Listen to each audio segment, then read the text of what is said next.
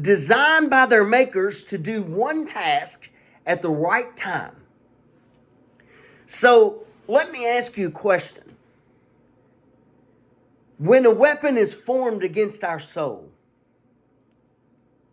what do you think the enemy of our soul desires to do to us? When he is forming and designing his arsenal of weapons to use against the church, to use against us, what is his purpose? What is his intention? What would make it prosper in his mind? Does he want to kill our body? Does he want to paralyze us as maybe a taser would do in the natural? What does he want to do?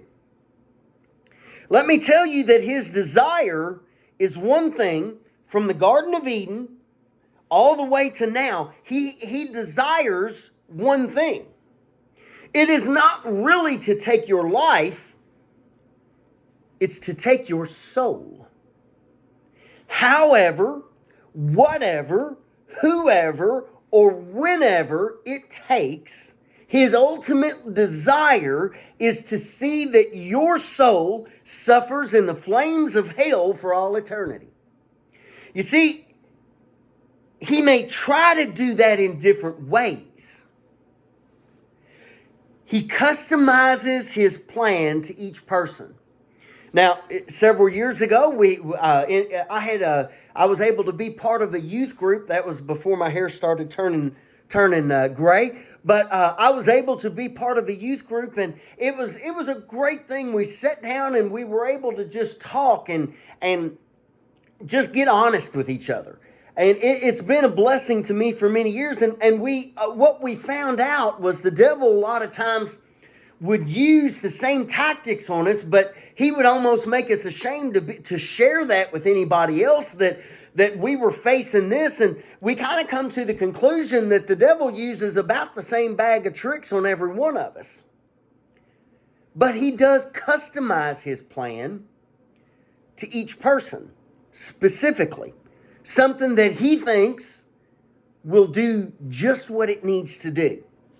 A fisherman, a lot of times if they're a good fisherman, not like myself, but if they're a good fisherman, a lot of times you'll find them getting out there and they're starting to cast their bait out, and they'll do a few strikes. I don't know how many I'm sure every fisherman's different.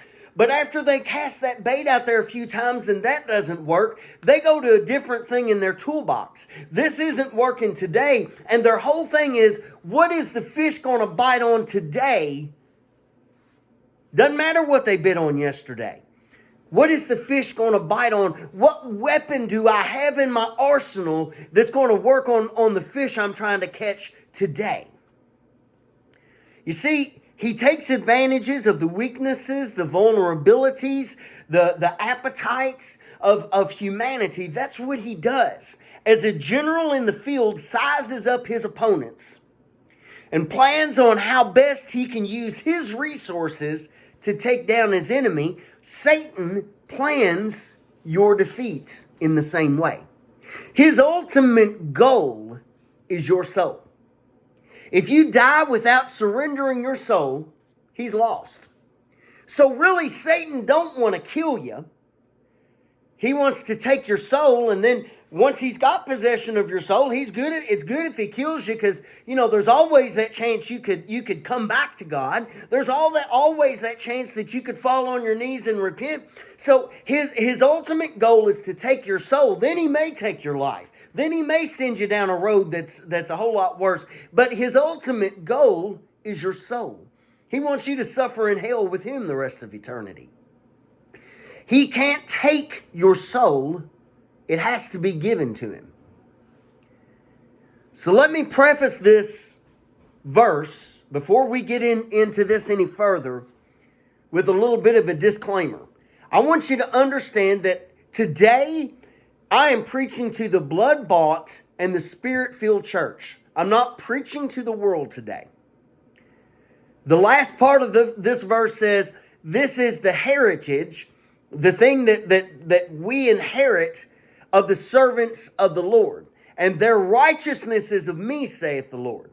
In other words, he did not say that this was to anybody. He specified that this was to the church, to the servants of the Lord. This verse doesn't apply to everybody. If you're not serving God, I'm sorry, but this verse doesn't apply to you.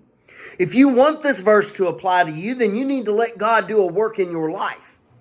Then this verse can apply to you. You need to become a servant of God, and this verse will apply to you. You need to obey the Acts 2:38 message. Then you can sit and say, hey, this verse in Isaiah, it applies to me. So let's get back to the heritage. Let's get back to the promise that we have here in Isaiah, that no weapon that is formed against us will prosper. So we know that there will be weapons formed with the design and the intent of taking our soul. That's what his design and his intent is. His ultimate design, he's going to make weapons. We understand that. The design of it is to end you up in hell with him for all eternity. Misery loves company. The end game is to put you in such a state of peril that you will surrender your soul just to end the torture of it. Why not just take it by force? Because he can't. I'm actually really glad that you're sitting there thinking, well, why didn't he just take it by force? Because now I get to share one of my other favorite verses in Isaiah with you. Let me take you to Isaiah chapter 35 and read verses 8 through 10. It says, and an highway shall be there. This is the highway of holiness. And there shall be, and an highway shall be there, and a way. And it shall be called the way of holiness. The unclean shall not pass over it. I want you to take that into account. But it shall be for those, the wayfaring men, though fools shall not err therein. Now verse 9, no lion shall be there, nor any ravenous beast shall go up thereon. It shall not be found there, but the redeemed shall walk there. And the ransomed of the Lord shall return and come to Zion with songs and everlasting joy upon their heads. They shall obtain joy and gladness, and sorrow and sighing shall flee away. Verse 9 says this. Verse 8 alluded to it a little bit, that no unclean thing would go up thereon. But verse 9 says something that is good. Excuse me. It says, no lion shall be there. Let me ask you something. What does the Bible liken the devil to? As a roaring lion, walking up and down, seeking whom he may devour? He's a ravenous beast. That's what he is in a spiritual sense. He is a predator of human souls. He is a ravenous beast. And when we are living for God to the best of our abilities,